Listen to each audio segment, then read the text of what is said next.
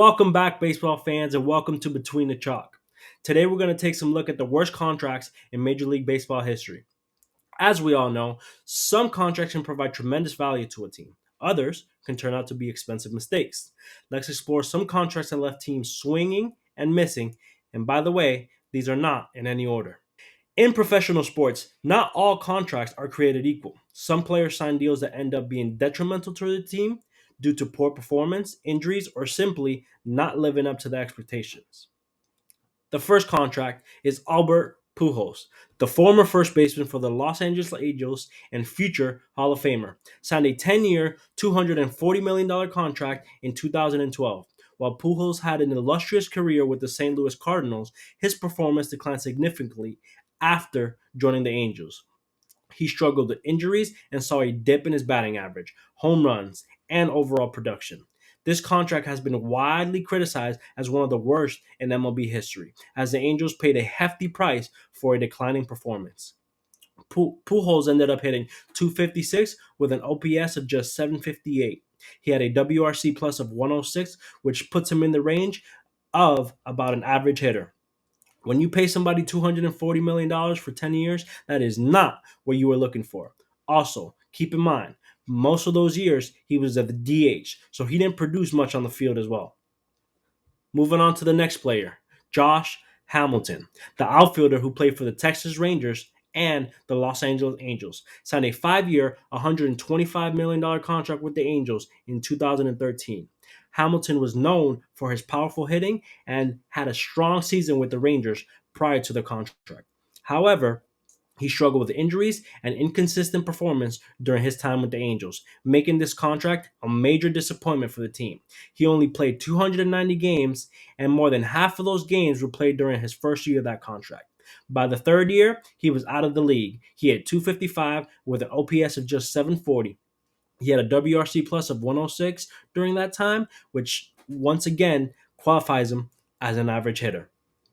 Moving on to our next player, Jacoby Ellsbury, the former outfielder for the New York Yankees who previously played for the Boston Red Sox, signed a 7-year, $153 million contract in 2014. Ellsbury had a history of injuries, and unfortunately, he spent most of his time with the Yankees on the sidelines. He played sparingly and struggled to perform when he did make it onto the field, making this contract one of the worst in Yankees history. Ellsbury ended up having only one decent year with the Yankees, and that was the first year of that contract. After that, he played over 100 games for the next 3 seasons, but played horribly through 2017. That would mark the last year we saw Jacoby Ellsbury on a baseball field. From 2018 through 2020, we did not see him again on the field, and the Yankees had to pay him the rest of that horrible contract that unfortunately didn't work out. Ellsbury hit 264 with an OPS of 716 and a WRC plus of 96, which is a below average hitter. Moving on to our last player. Orioles fans, look away. Chris Davis, the former first baseman for the Baltimore Orioles, signed a 7-year, $161 million contract extension in 2016.